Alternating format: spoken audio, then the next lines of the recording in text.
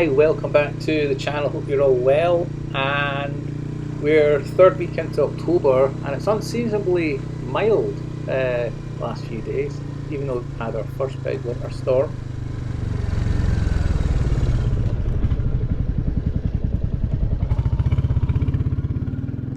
So we are really getting into the cold weather now, though, slowly but surely. Time to get wrapped up on the bike. And although I'm not commuting now daily to work, I'm just using my bikes. If I'm out on it, it'll be between Friday and Monday when I'm off.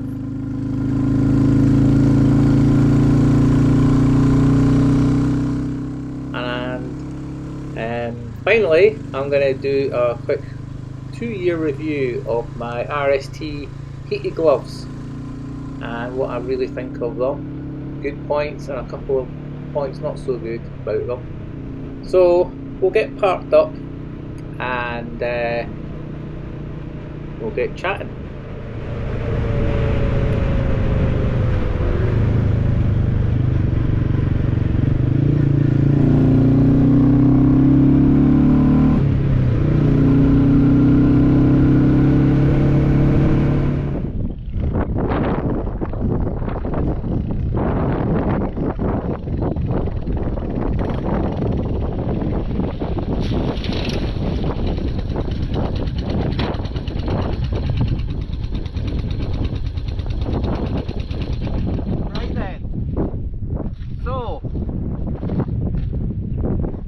Hopefully you can hear me okay. It's a bit breezy today. My first issue with these, it's not an issue, but you might notice it, the ends of the tabs aren't really that big enough, so they're sometimes quite hard to get a hold of when you're taking them off. Simple little thing, just a longer bit on there would just be a bit better, but as you can see, if you got it right up snug, velcro, when they're especially new, it's a lot tighter the velcro, as you can imagine. So, right then, so as you can hear, the wind noise is dreadful as I've not got the foam windsock on my older GoPro, which has the magnet mount, as usually that's used in the garage, and so it doesn't overheat by not having the foam on it. So I'm going to just voice over for this review. So you might see the lips moving, but it's me talking here at the computer, okay? So the batteries are kept in the cuffs and just zip there, and that's them kept in there. There's not been a problem with water or anything going in there causing any damage to them. It's been fine. Now I've actually used these for 2 years, but I've only used them for about a year and a half of the 2 years because I've got my light gloves that I wear in summer. I know folk have had some faults with these gloves and they've been warranted okay. All I had is my left glove stopped working. The left glove would just switch off erratically, go down lower setting. If I was on medium, we'd go to low. So I swapped the batteries across, and that's when I discovered it's not the glove fault, it's the battery. Look, you see, with the exposed wire inside the shrink lock, it's been moving all the time, and I think it's broke the wire. So I'm just pointing out here, the geese, see them, just make them out there coming in, that's a good sign of autumn. So to replace batteries is not cheap. Take note of this, Oxford heated grips are £60 to buy. So I went onto eBay and I found these batteries at £30 a pair, and they don't have the loose cable, the socket's internal as you can see, so there's nothing to break. They're the same ampage and they're a universal battery. £30 for the pair.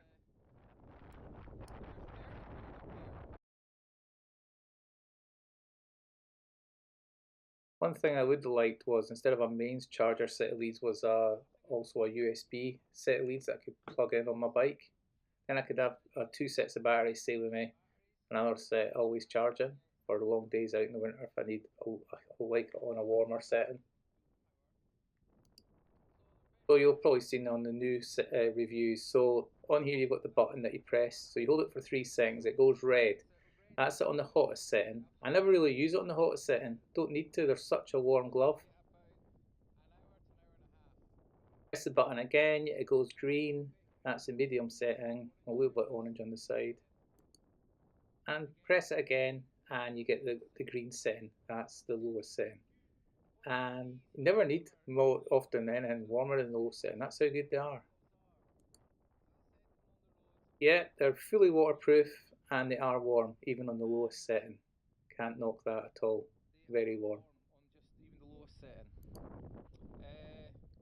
Okay, so along with the tabs not big enough to pull off, my second grouch was these gloves were only 14 months old when battery failed. 14 or 15 months old they were. So the batteries only come, well, the gloves come with only a year warranty. So I contacted them and I wasn't getting batteries replaced under warranty, and I thought that was a bit sad for the money.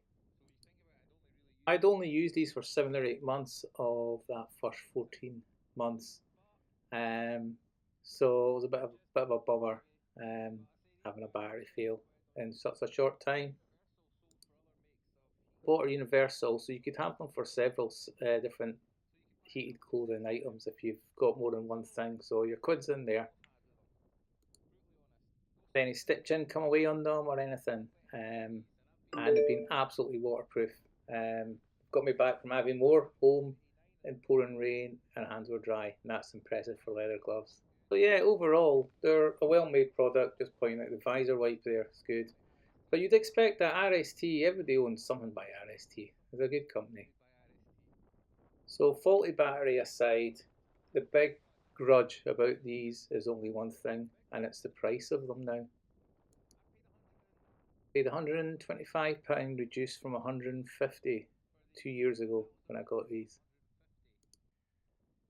These are now selling for £200. I have seen them for £150 in some bike stores though. I did some checking, but yeah. But even at £150, Oxford heated grips are only £60. I bought these not heated gloves was these bikes don't have a big generator, and it was thought that you're going to have battery problems running heated grips and the likes. However, Tiger Ness, Ian, hi Ian, he pointed out if you put LED lights, bulbs in, there is an auxiliary spare socket inside the headlight, so you can plug a light in there, and when you turn the ignition off, you won't flatten your battery. I and others were just worried about flattening the battery, adding accessories, when it turned out the alternator was wee. Why bikes like this don't have a Kickstarter when they're built as a general purpose day-to-day bike, I don't know. That's another rant. Gloves, they're just too expensive now. I can live with that battery failing and me getting other batteries, and to be fair, the other batteries I've got actually seem better. I've used them, they've had 7 or 8 charges. That wind noise is awful. So yeah, I've recharged them 7 or 8 times, those batteries, and they've been fine.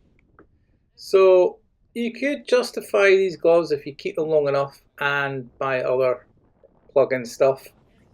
If they go the distance and the gloves last 10 years, then I've got my £125 worth out, £150 as it was. But if you want to spend £200 on a set of gloves, I'll leave that decision to you. I mean, you could use them if you've got multiple bikes. That's what I'm just trying to discuss here in the wind. If you've got 3 or 4 motorbikes, fair enough, and you don't want to go wiring up heated grips, and or you're like using them on dirt bikes and stuff where you won't have heated grips, you've no battery, then maybe could be quids in and buying them, or walking wearing them on the Jeep. But to tell you the truth, I've never worn them on my Jeep. Yeah. My honest opinion, they are still good gloves, they're just too pricey. I know everyone's went up in price this year. Everyone doesn't need to go up in price though, that's the joke, but it has. Anyway, thanks for watching. I'll give you a bit more bike ride down the hill here, and we'll sign out there, okay?